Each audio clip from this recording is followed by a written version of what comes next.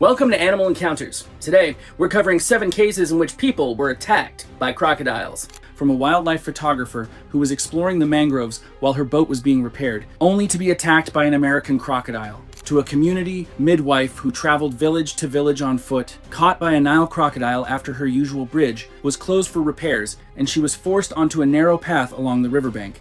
But first, we're starting in Australia, where Ashley Kurt was attacked by a saltwater crocodile in her own garden, after heavy flooding weeks earlier left more behind than anyone realized. It was the 18th of April, 2018, in northern Australia's top end, a place where the wet season leaves everything looking the same, even after the rivers have quietly changed underneath it. Ashley Kurt had left a career in garden design to restore the riverside property her parents left behind. Her home sat on a few acres, with an ornamental pond at the center that had reflected the morning sky calmly for years. From the porch, nothing looked different, but the floodwaters that passed through weeks earlier had left behind more than just fallen branches. Ashley Kurt was 38 years old. She had spent most of her adult life working as a landscape designer across the country's southeast before walking away from that career to take over her parents' riverside property in the north, a place she had known since childhood, a place she had chosen to restore rather than sell. For the better part of a year, she had been rebuilding the garden her parents had originally planted, relaying stone paths, replanting border vegetation, clearing the pond margins season by season. By sunrise on most mornings, she was already outside.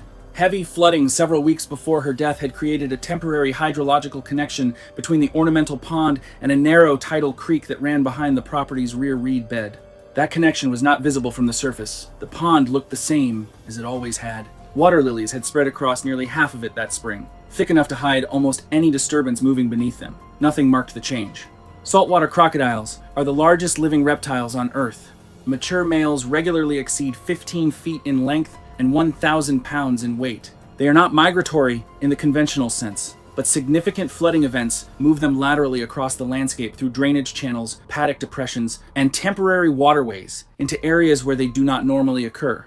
Once floodwater recedes, an animal that has moved into a contained body of water may remain there indefinitely, concealed beneath the surface for extended periods while the water slowly falls around it. They rely on stillness rather than pursuit, shifting position only fractionally over the course of hours to avoid drawing attention from anything moving nearby. Ashley was kneeling at the pond's edge that morning, pulling palm fronds from the surface, a task she had performed dozens of times across that property. It was just a daily task for her, the same kind of routine we all go through at home. She never imagined something like that could happen. Neither did we. Wildlife officers believed the crocodile had likely entered during the peak flooding several weeks earlier. It was submerged against the deeper margin of the pond within a few feet of where she was working, and it came off the bottom without surface indication. The attack lasted seconds. It came from a distance of less than 4 feet. There was no interval between first contact and full engagement. Wildlife officers who attended the scene afterward traced the animal's entry route back through the flooded creek channel to the river system beyond the property boundary. Recovery teams needed several hours working from small boats before the animal was located and removed from the pond. The temporary connection had been open long enough for the animal to move through it during a peak flood event and then remain in place as the water fell. Local wildlife officers increased post-flood inspections along that stretch of the floodplain and ran a public education campaign encouraging nearby residents to check their ponds after significant wet season flooding. What I return to in this case repeatedly is the 3 weeks. The animal was already in that pond before Ashley began her morning work on the day she died. It had been there the morning before and the morning before that, and every morning since the floodwater had first connected the pond to the creek. The flooding that carried one predator into a garden pond represents one end of the spectrum. The next case involves a predator that required no flood event at all, only a detour, a path too close to the water's edge, and the routine that made crossing it feel ordinary. It was the 3rd of September, 2016, in western Uganda, where winding rivers cut through broad valleys and connected dozens of isolated villages that had relied on the same footpaths for generations. Grace Okello had spent more than 20 years serving those communities as a midwife, walking miles each day with little more than a worn medical bag and the trust of families waiting for her. The river had shaped nearly every journey she made, but as another dry season tightened its grip on the valley, shrinking water levels quietly pushed people and predators toward the same narrow stretch of shoreline. Grace Okello was 46 years old. She had worked as a community midwife across a cluster of villages along that river valley for more than 2 decades, a career defined less by geography than by the distances she was willing to cover on foot. Villages spread across rough terrain in that region did not attract outside medical support reliably. Grace had filled that gap for long enough that most families within a 10-mile radius of the river had dealt with her at some point, usually in moments of urgency. She carried a battered medical bag and maintained a schedule that held even in the hardest months of the dry season, arriving on foot regardless of weather, terrain, or the hour a call came in. A wooden footbridge serving one of her primary crossing points had been pulled from service for structural repairs earlier in the season. The replacement route followed a narrow dirt path along the muddy riverbank for roughly a quarter mile before reconnecting with the main trail on the far side. The path passed close enough to the waterline that the overhanging papyrus touched the shoulder of anyone walking it. Reeds along that stretch grew thick enough to block a clear line of sight to the water for most of the detour's length. It had been in daily use since the bridge was closed. By Grace, by local traders, by school-aged children traveling to and from the secondary school on the far bank. Nile crocodiles are among the most widely distributed large predators on the African continent. Adults regularly exceed 16 feet in length and 1,500 pounds in weight. They are ambush hunters, and the dry season concentrates them along remaining water channels in densities that wet season conditions do not produce. In low water, they hold positions along undercut banks and beneath overhanging vegetation for hours without movement, waiting at the boundary between the water and the terrain that prey animals must cross to reach it. Their coloring blends closely with mud and shadow at the waterline, and a stationary animal is easily mistaken for a submerged log or a shift in the bank itself. Since it was simply part of her daily schedule, there was no reason for her to feel afraid or take any extra precautions. Most of us would have done exactly the same in her position. So, Grace was on a scheduled visit the morning she was killed, the third crossing of that replacement path she had made that week. She was alone, moving at the pace her schedule required, her attention fixed on the uneven ground rather than the water beside it. The animal was holding a position in the shallows beneath the papyrus overhang at the point where the path came closest to the water. The distance between the bank's edge and where her foot would have been placed during the crossing was less than 2 feet. There was no warning behavior. The attack came laterally from beneath the vegetation and was over before anyone on the path behind her could respond. Villagers walking the same stretch minutes later found only the medical bag left near the water's edge. The crossing was permanently rerouted after that, pulling the trail well back from the river's edge and adding a raised earthen berm between the path and the water for the full length of the detour. The repaired bridge was prioritized for early reopening by local construction crews, and community leaders posted warning markers along the old path until the new route was finished. I have read other cases where a detour created the risk. What this one adds is the familiarity. She had crossed that same path enough times in that same week that it had stopped feeling like an alternative route and started feeling like the route. That shift, from the unfamiliar to the routine, is the element I find hardest to account for when I read the case. Familiarity with a path along a river's edge eventually became the mechanism of this encounter. The next case did not involve a path at all. It involved a location that looked entirely safe until nesting season made it anything but.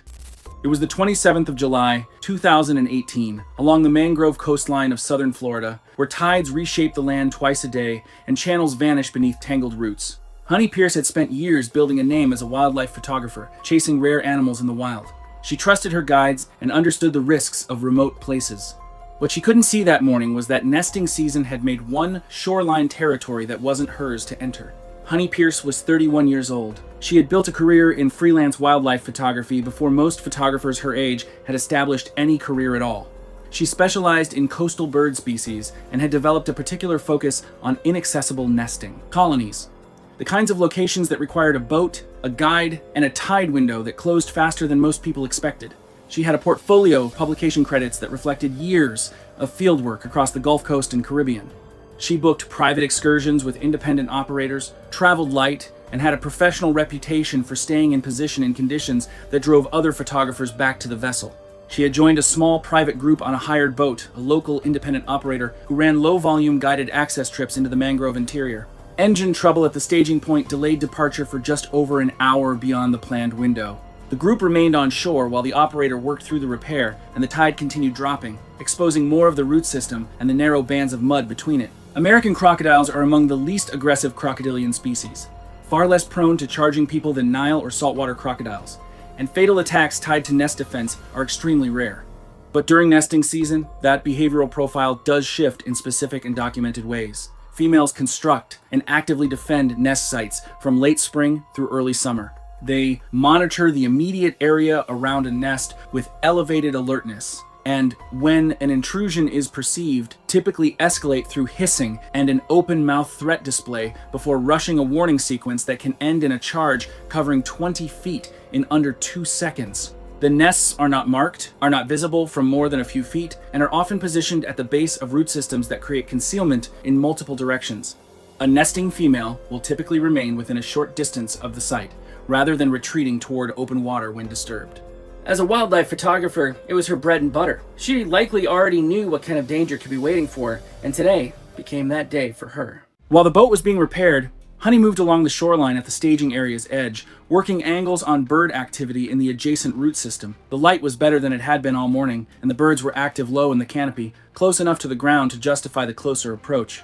She crossed into a section of bank that investigators later identified as an active nesting habitat. A female crocodile had constructed a nest at the base of a root cluster, approximately 15 feet from the water's edge. Honey approached to within 8 feet of it, and the crocodile hissed and opened its jaws in warning before the charge began. The animal covered the distance in under 3 seconds, delivering a defensive bite rather than a sustained attack. There were 3 other people within earshot. None of them were in a position to intervene before first contact. Tour operators servicing the mangrove corridor expanded their seasonal exclusion zones following the incident, pulling access boundaries significantly further from identified nesting habitat and implementing a policy of pre-trip briefings specific to the current season's nest documentation. The independent operator suspended operations for the remainder of that season, and local wildlife officials began flagging known nesting clusters along the corridor each spring before guided access resumed. What distinguishes this case from most water edge encounters is the geometry of the threat. The danger was not in the water. It was on the bank, in the root system, invisible from the approach, and it charged away from the nest rather than toward the water. The crocodile was not defending a territory in the abstract sense. It was defending something buried in the ground 8 feet behind where it struck her. Not every encounter originates in the water. The next case begins in a place where no water was believed to exist at all until a survey crew found out otherwise. It was the 14th of November, 2015, in southern India, where aging irrigation canals cut through farmland that had long outgrown them. Priya Nair had spent much of her career restoring neglected landscapes, believing forgotten waterways could become valuable again instead of scars on the countryside. She'd been hired to survey one of those old canal networks before restoration could begin.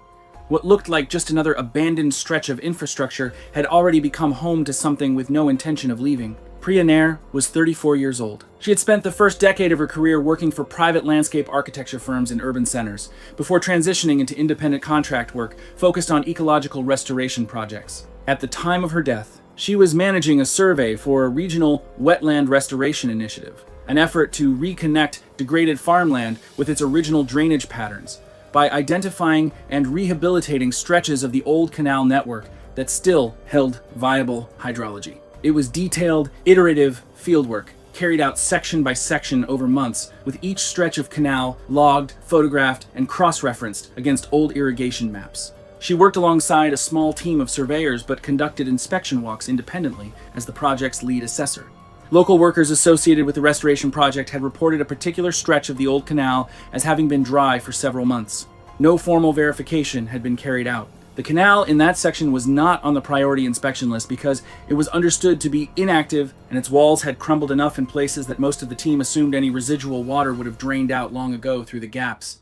Mugger crocodiles are medium to large crocodilians, native to the Indian subcontinent. Adults typically reach between 10 and 14 feet in length and can exceed 500 pounds. They are among the most habitat-adaptable crocodilian species on Earth, occupying freshwater lakes, rivers, reservoirs, and irrigation canals, and village tanks where standing water persists even through dry season conditions. In water covered by floating algae and surface vegetation, a large mugger crocodile can remain completely invisible from above. They are ambush predators that hold resting positions for extended periods, moving very little until prey enters their effective range, and they are capable of surviving for extended stretches in shallow, stagnant pools that would appear unable to sustain anything of that size. Priya was completely unaware of this threat, and that's why she descended. To inspect a cracked section of retaining wall, a structural assessment she had performed on similar stretches of the canal system on multiple previous occasions. The descent required stepping down a series of eroded concrete ledges before reaching the canal floor itself. The standing water in that section was less than 3 feet deep and covered by a layer of surface algae that had been accumulating for weeks. The crocodile was lying beneath the algae against the far wall of the canal, within 6 feet of the retaining wall she was approaching. The attack came from directly below the surface layer. The distance closed in under 2 seconds. There was no surface disturbance visible before first contact. Mandatory wildlife surveys were incorporated into the project's field protocol following her death, requiring any personnel entering an abandoned or inactive waterway to wait for the results of a habitat assessment before proceeding. The regional authority overseeing the restoration expanded this requirement to cover all canal-related fieldwork across the district, and older maps of the canal network were reviewed to flag any additional sections with a history of retaining water, despite appearing dry on the surface. The phrase in the incident report that I have returned to more than once reads, "believed to be dry." That phrase does not mean dry, it means no one had checked recently enough to know. In a canal system that had been holding water in hidden pockets for decades, the difference between those two conditions was everything. Standing water in a forgotten canal concealed one predator completely. The next case involves a predator that concealed itself not in a canal, but beneath the platform a woman was standing on. It was the 22nd of February, 2019, in Brazil's Pantanal, the world's largest tropical wetland, where seasonal rains turn the land into flooded grasslands reachable only by boat. Sofia Mendes had spent years documenting South America's wildlife, known for capturing moments most photographers never got close to.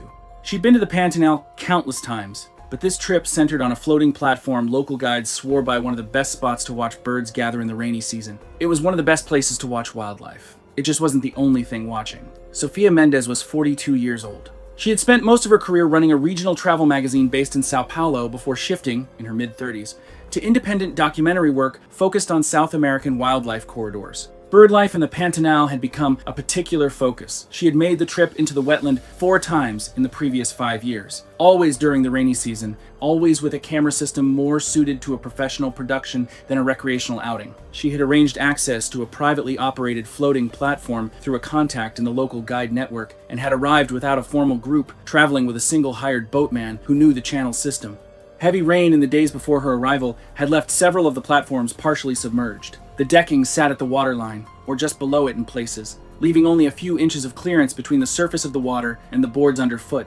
The water surrounding the platform was dark, suspended with sediment, and visibility below the surface was effectively zero. Wading birds continued working the shallows around the structure regardless, undisturbed by anything beneath the surface. A normal sight that gave no indication of what the flooded water might be concealing directly under the deck. Black caimans are the largest predators in the Amazon basin and among the largest crocodilians in the world. Adults regularly reach 12 to 15 feet and can exceed 800 pounds. They are apex predators of the Pantanal wetlands system, capable of remaining fully submerged for extended periods, and they are known to investigate floating structures, platforms, boats, and debris fields as potential ambush positions, particularly in low visibility conditions following significant rainfall events. Their sensory systems allow them to detect vibration and pressure displacement through the water column at ranges well beyond what surface conditions would suggest. Sophia was leaning toward the water from the edge of the platform's open side, adjusting her equipment for a low-angle shot, when the caiman struck upward from directly below the decking. The animal had been holding position in the flooded gap between the platform's supporting frame and the waterline, a space entirely concealed beneath the level of the deck boards. There was no surface indication, no shadow, no ripple. The boatman was at the far end of the platform, focused on securing loose gear rather than the water below. Several platforms across the private reserve were modified in the months following the incident, enclosed with low safety railings along the open edges and raised to provide minimum clearance above the waterline during peak flood conditions. A standing protocol was introduced requiring platform inspections by boat before visitors were allowed to board. What the floodwater did in this case was not bring the predator to the platform. The caiman may have been in that channel for months. What the flood did was raise the water level until it pressed against the underside of the structure, until the gap between the platform frame and the surface was no longer a gap at all, but a concealed holding position, with an unobstructed strike angle directly upward. The platform did not protect her from the water. By that point, it had become part of it. One predator used the underside of a platform as an ambush position. The next case involves a predator carried inland by something nobody on the survey team was watching closely enough to tide. It was the 9th of June, 2017, along the coastal lowlands of Belize, where tidal lagoons wind between mangrove forests and the open Caribbean. Katie Carter had just started her career as a marine biologist, part of a small team documenting erosion and mapping fragile habitats along the shifting coast. That morning, they were surveying a tidal channel that looked almost dry at low tide.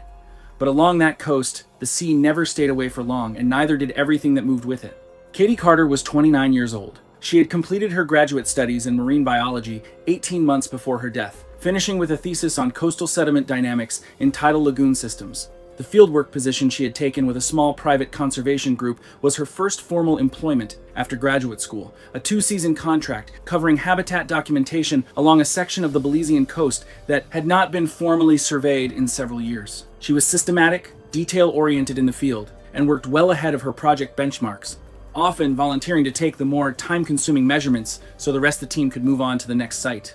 The team was small, 4 people, 2 of whom had overlapping fieldwork commitments in another section of the lagoon system. Tidal channel crossings were a standard feature of the survey methodology. The team used tide charts to time their crossings during low water windows, moving through channels that were knee-deep or less during the low tide period. The protocol was to complete channel crossings and return before the tide turned.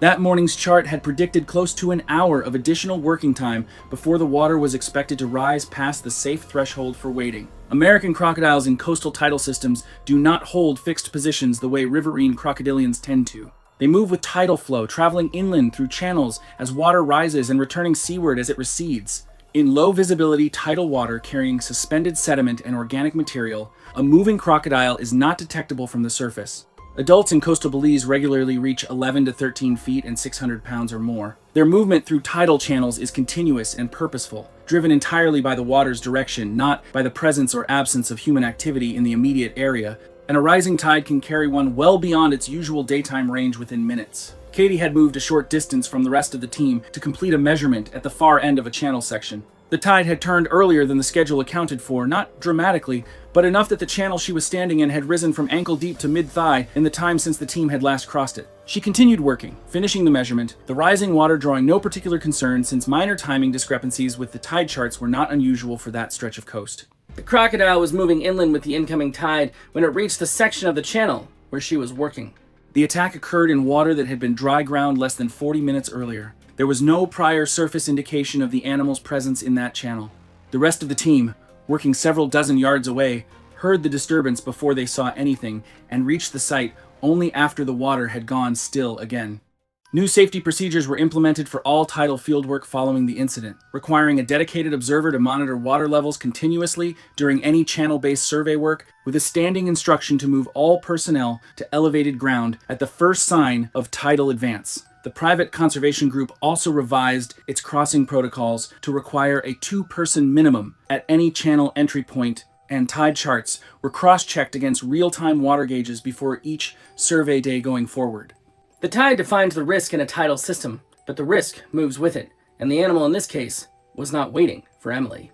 It was simply moving in the same direction the water was, at the same time she happened to be standing in its path. One predator moved inland with the tide.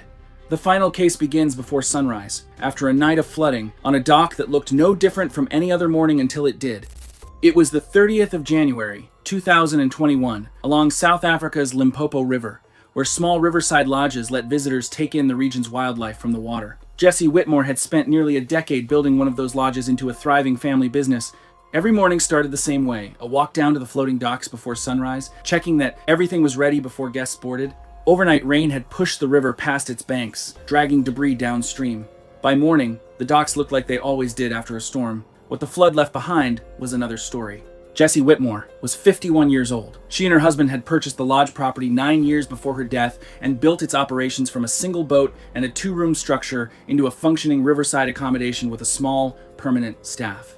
She ran the day-to-day operations, which included a morning inspection of the dock system before guests were active, checking the pontoon lines, clearing debris, confirming the floating walkways were stable before the first embarkation of the day.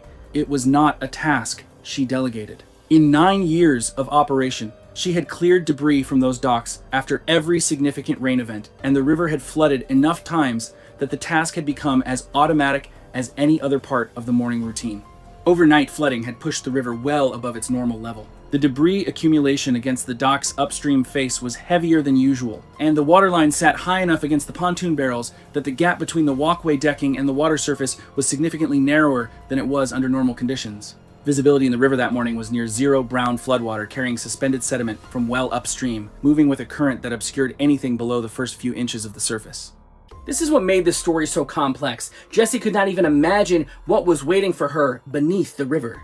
Nile crocodiles are opportunistic during flood events in a specific and well-documented way.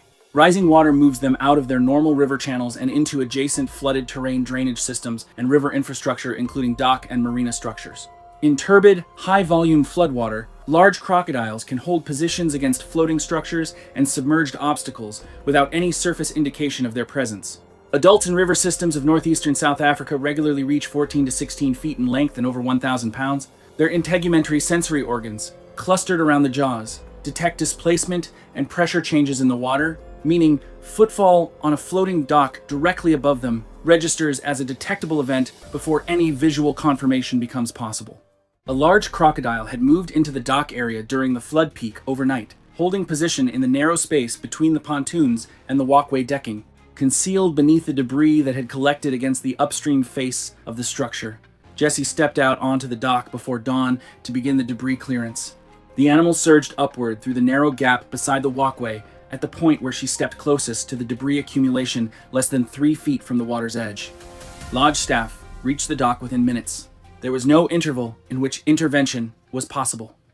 Riverside lodges across that section of the river changed their dock inspection protocols following the incident. The revised procedure required all post-flood inspections to be conducted from the bank using a long-handled instrument before any personnel stepped onto a floating structure and during periods of significant flooding, a mandatory delay in dock access until water levels had receded to within normal operating range. What I keep returning to in this case is the 9 years. 9 years of the same routine, the same dock, the same task on the morning after rain. The risk did not exist across those 9 years in anything like the form it took that morning.